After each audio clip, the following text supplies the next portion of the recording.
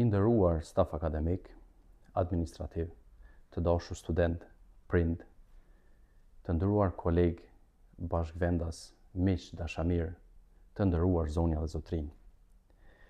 Po ju paraqitem si rektor i Universitetit Femi Agani Gjakov dhe po dua të ndaj me juve një situatë në të cilën ndodhemi.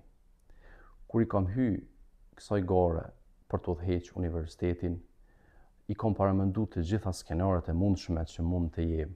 Pasnjëherë nuk e kam menduar që më duhet me e adresu përmes një video një situatë të tillë. Unë e kam bërë këtë video për hir të korrekcisë, për t'i ofruar transparencë, llogaridhënie edhe për t'informuar sakt publikun e gjerë.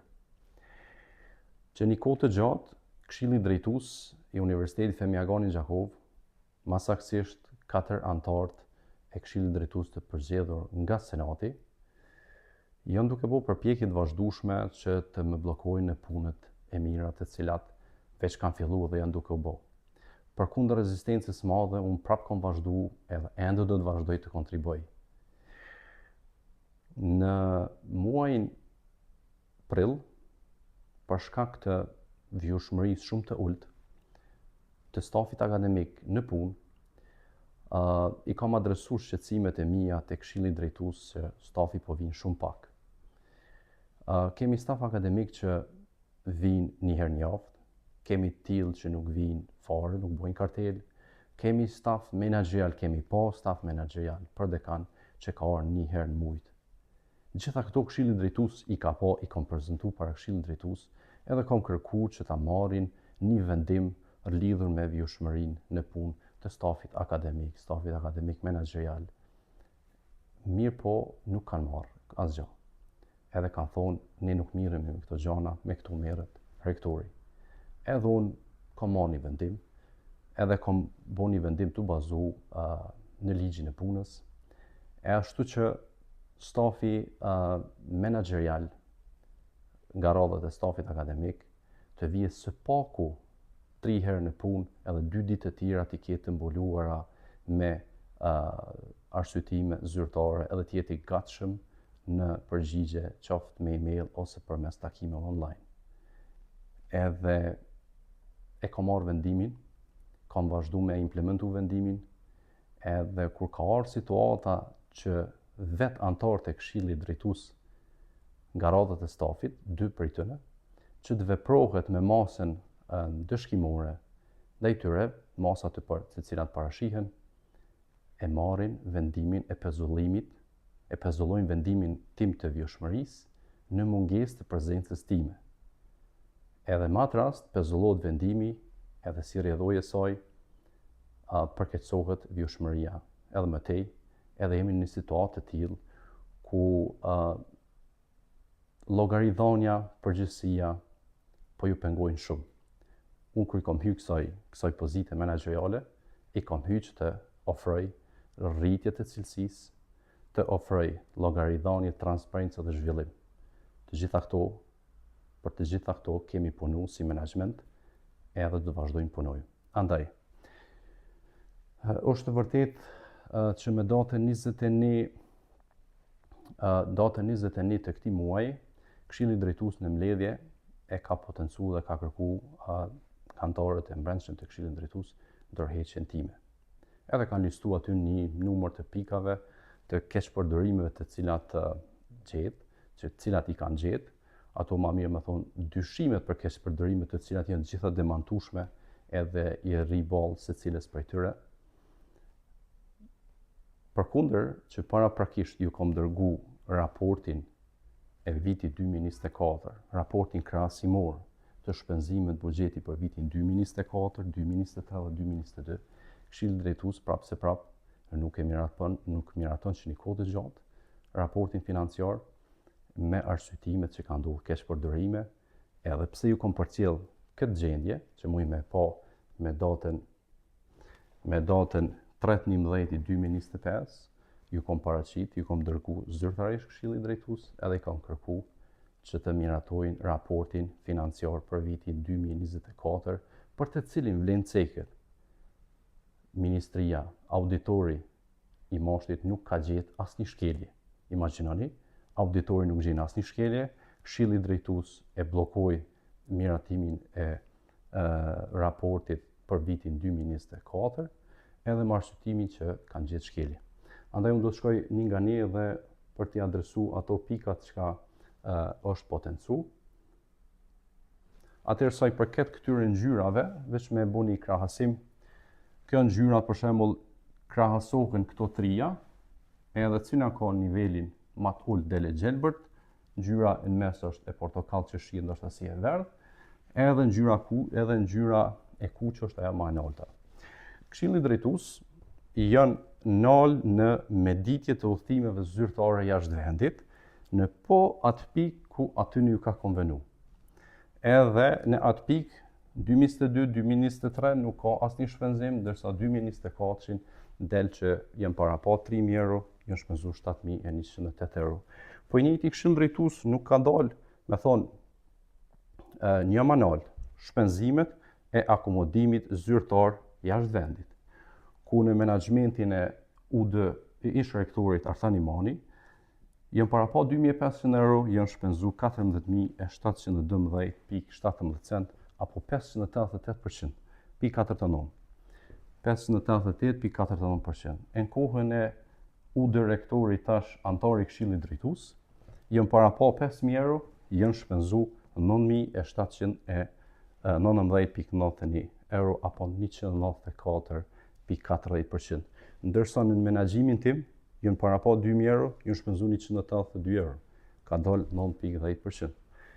Nuk janë nalë tutje, për shembull tek shpenzimet e akomodimit zyrtar brenda vendit, ku në vitin 2022 janë para pa 1.000 janë shargjit 718, apo rreth 72%.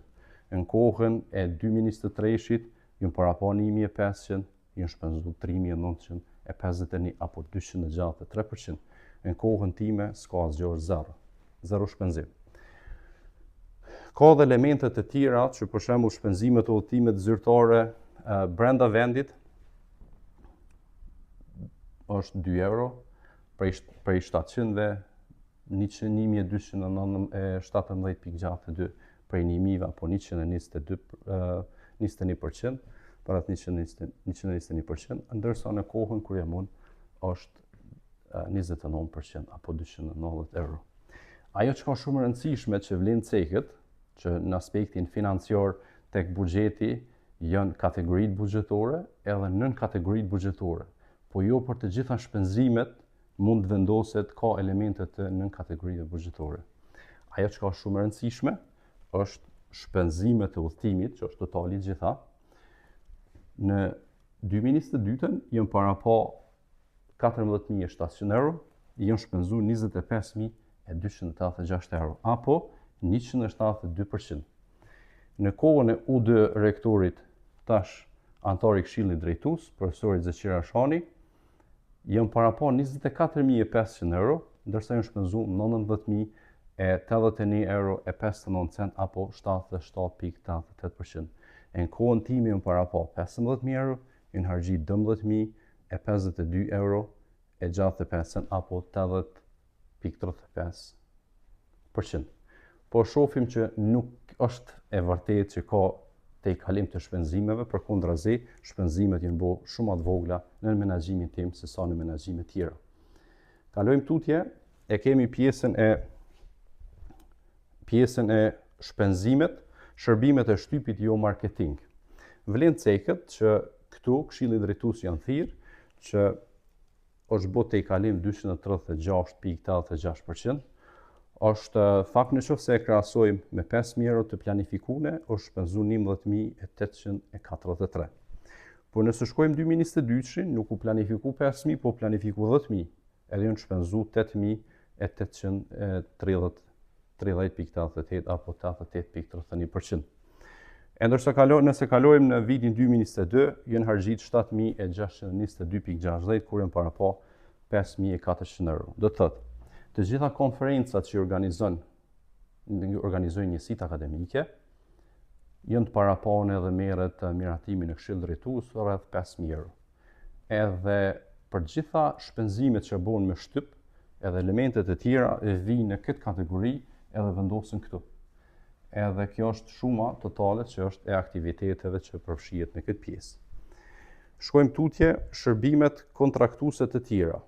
E kam potencuar që këtu kemi te kalim 259%, ku në qoftë se e shishojmë këtu veç një element, një detaj shumë vogël, muj me pa që nuk vlerësohet buxheti ose shpenzimet financiare në aspekt përqindjes, po shishohet më analizu më detajisht. Shiqoni vitin 2022, në këtë shërbimet kontraktuese të tjera janë para pa rreth 30.000 euro. Edhe janë shpenzuar 7.614 euro apo 25.83%. Ndërsa në menaxhimin tim nuk janë nda ose supozur rreth buxhet 3.000 euro, 30.000 euro, po janë nda 3.000 ose para pa 3.000 euro. E mbi këtë 3.000 euro janë shpenzuar 7.775.18 apo 259.19%. Kur e krahason këto 30.000 të parapane në hargjit 7.600 e sa, këtu në parapa 3.000 në hargjit 7.775. Kur kjo plasohet në publik, del që, wow, pas ka pas keq përdorime. Po jo, shiqohet, a jemi brenda kufive edhe ka pas te kalime të cilat nuk mund të mbulojnë si shpenzime. Shkojmë tutje, ka shumë elementet cilat nuk po ndalen, po fokusohemi te këto të cilat Këshilli Drejtues i ka atribuar si keq përdorime të mia, të cilat nuk janë të vërteta. E kemi pajisje tjera më pak se 1.000 euro. Këtu përfshihen të gjitha produktet, elementet, njësitë që janë më pak se 1.000 euro për cilat zhvillohet procedura e prokurimit. E kemi në menaxhimin e 2022-shit, është para pa 40.461.50 e është shpenzu 32.054 apo 73.75%. Në 2022-ën kemi 7.000 parapanet, 8.841.45 apo 126.31. Në menaxhimin tim janë para pa 6.000 euro e janë shpenzu 54.806.00 apo 913.43%. Një përqindje shumë e lartë, po në këtë kategori, në vendim të instanca organeve kolegjiale, është marrë vendim që të instalohet vjushmëria elektronike e evidentimit të studentëve dhe stafit akademik në procesin mësimor. Një kosto e atyre pajisjeve që ka një kosto të lartë, e cila është vendosur në këtë kategori këtu, sepse zyra financës s'ka pas ku tjetër t'i vendos, edhe për atë është dalë kjo shumë. Gjithë anëtarët të Këshillit Drejtues e dinë këtë, po s'po duhet ta pranojnë apo po dojnë me pa jo mirë. Kalojmë tek pjesa e furnizimeve për zyre. Në vitin 2022 është 5.000 euro para pa, janë shpenzuar 27.575.38 apo 551%, rreth 551%. Në vitin 2023, prej 7.000-ve është shpenzuar 14.826.40 apo parafërsisht 211%. Në kohën time është 6.500 para pa, janë harxhit 11.602.41 apo 178.50%. Pra mundi me pa që kur e krahason me vitet paraprake, përqindja 178 është më e vogla se këto dy tjerat. Kalojmë tutje, e kemi për shembull karburantet, ka dhe shumë elemente tjera të cilat që e kemi për shembull këtu karburantet për vetura zyrtare, një prej shpenzimeve që është potencuar që atje ka keq përdorime, janë parapon 2022-shin 5.000 euro, janë shpenzu 6.623.27% apo 132.47%. Në vitin 2023 prej 6.000-ve të paraponin harxhit 3.323 apo 55.4%. Në kohën time janë parapo 5.000, janë harxhit 2.811.04 cent apo 56.22%.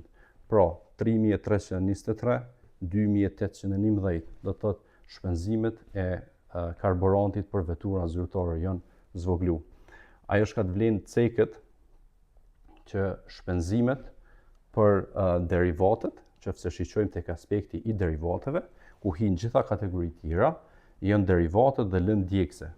Në vitin 2022, 26.130 në para po, janë shpenzu 51.784.27%, apo 198.18%. Kur e krahasojmë 2023-shin, ju para po 36.600, ju në hargjit 22.847.77, apo 62.43%.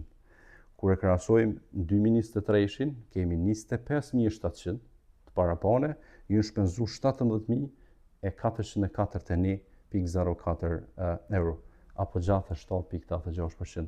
Do të thotë 17.400 diçka, 22.800 diçka, 51.700 diçka. Po shohim që janë zvoglu shpenzimet e derivateve në Universitetin Femi Agani Gjahov.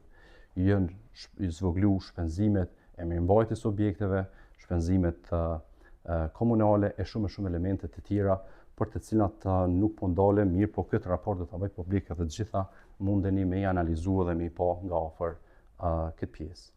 Andaj ju falenderoj shumë për vëmendjen edhe kërkoj falje për zgjatjen e kësaj video, mirë po ndjeva për obligim të ju informoj sakt mbi elementet e keqpërdorimeve financiare.